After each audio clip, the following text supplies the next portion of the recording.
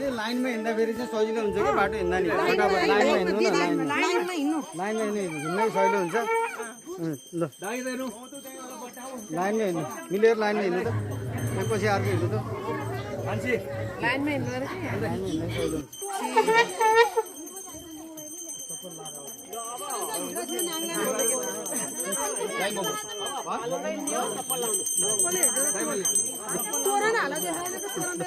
तोरण ल्याउनु पर्यो नि त